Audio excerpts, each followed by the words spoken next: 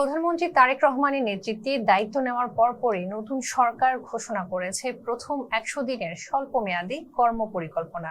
রমজানকে সামনে রেখে দ্রব্যমূল্য নিয়ন্ত্রণ, আইন শৃঙ্খলা পরিস্থিতির উন্নয়ন এবং দুর্নীতির বিরুদ্ধে কঠোর অবস্থান, এই তিনটি বিষয়কে তাৎক্ষণিক অগ্রাধিকার দেওয়া হয়েছে।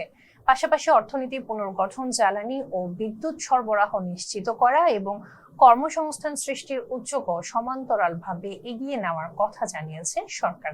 সচিবালয়ের প্রথম কর্মদিবসে মন্ত্রিসভার বৈঠকে প্রধানমন্ত্রী রাষ্ট্রীয় প্রতিষ্ঠানগুলোর প্রতি জনগণের আস্থা ফিরিয়ে আনার উপর জোর দেন। জীবন অবাক না করলে কে করবে? 28% মিল্ক ফ্যাটের অবাক করার সাথে ফ্রেশ মিল্ক পাউডার। জীবন অবাক করুক প্রতিদিন।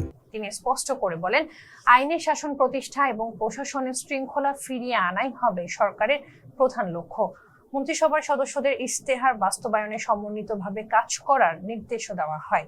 সরকারি সূত্র জানায়, প্রথম ১০০ দিনকে রাষ্ট্র মেরামতের ভিত্তি স্থাপনের সময় হিসেবে বিবেচনা করা হচ্ছে। বড় অবকাঠামো প্রকল্পের চেয়ে নীতিগত সংস্কার, বাজেট তদারকি জোরদার এবং জনজীবনে স্বস্তি ফেরানোর উদ্যোগকে অগ্রাধিকার দেওয়া হবে। একই সঙ্গে ১৮০ দিনের একটি বিস্তৃত কর্মসূচি প্রণয়নেরও কাজ চলছে। বিশ্লেষকদের মতে, দীর্ঘদিনের অর্থনৈতিক চাপ ও প্রশাসনিক দুর্বলতার প্রেক্ষাপটে নতুন সরকারের জন্য এই সময়টি চ্যালেঞ্জিং। সুশাসন ও বাজারের ব্যবস্থাপনায় কার্যকর নজরদারি প্রতিষ্ঠা করা গেলেও স্বল্প সময়ে ইতিবাচক বার্তা দেওয়া সম্ভব। তবে ফ্যামিলি কার্ড, বেকার ভাতা বা কাঠামোগত সংস্কারের মতো বড় উদ্যোগ বাস্তবায়নে সময় ও প্রাতিষ্ঠানিক সক্ষমতা প্রয়োজন হবে।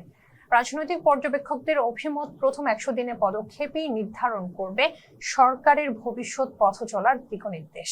দৃশ্যমান অগ্রগতি ও জবাবদিহিমূলক কর্মপদ্ধতি প্রতিষ্ঠা করতে পারলে জনগণের আস্থা অর্জন সহজ হবে। ফেসবুকের সঙ্গে থাকার জন্য ধন্যবাদ।